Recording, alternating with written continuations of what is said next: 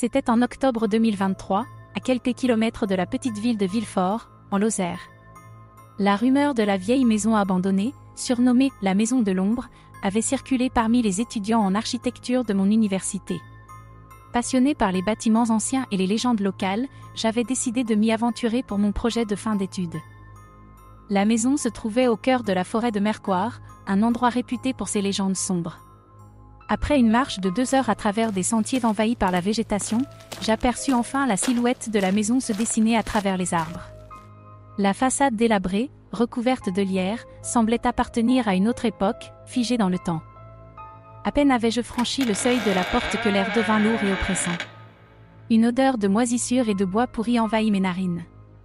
La lueur vacillante de ma lampe torche révélait des murs décrépits, ornés de graffitis anciens et d'empreintes de mains minuscules, probablement laissées par des enfants qui avaient joué ici des décennies auparavant. La première pièce dans laquelle je pénétrais était ce qui avait dû être autrefois un salon. Les meubles, recouverts de draps blancs jaunis par le temps, semblaient fantomatiques dans la faible lumière. Un vieux portrait de famille, au visage effacé par le temps, pendait de travers sur l'un des murs. Soudain, un craquement retentit derrière moi. Je me retournai vivement, mais ne vis rien d'autre que l'obscurité. Mon cœur s'accéléra alors que je progressais dans la maison, chaque pas résonnant comme une menace. Chaque pièce semblait raconter une histoire de douleur et de désespoir, les traces d'une vie autrefois vibrante, maintenant réduite à des souvenirs effacés. Je descendis ensuite dans le sous-sol, un endroit sombre et humide, où la lumière de ma lampe semblait à peine percer l'obscurité. Au fond, une porte scellée attira mon attention. Une force inexplicable me poussa à l'ouvrir. Derrière cette porte, une salle remplie de vieux jouets d'enfants, tous brisés et recouverts de poussière, jonchait le sol. Au centre, une poupée aux yeux de verre semblait me fixer, ses cheveux en lambeaux ajoutant à son aspect sinistre.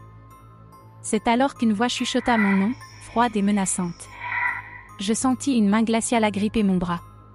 Terrifié, je me retournai pour faire face à une silhouette d'enfant, aux yeux vides et au sourire macabre. Je réalisai alors que les légendes disaient vrai, les âmes piégées ici cherchaient désespérément à quitter la maison, en emportant un être vivant avec elles. Je me débattis, luttant contre la terreur qui menaçait de me paralyser. Je réussis à m'échapper de l'étreinte glaciale et à remonter précipitamment les escaliers. Le souffle court, je me précipitai vers la sortie, sentant la présence malveillante me suivre de près. Lorsque je franchis enfin la porte d'entrée, l'air extérieur me parut incroyablement léger et vivifiant. J'étais enfin sortie d'affaire. Depuis cette nuit-là, mon excursion à la maison de l'ombre reste un souvenir terrifiant gravé dans ma mémoire, un rappel que certaines légendes ne devraient jamais être prises à la légère.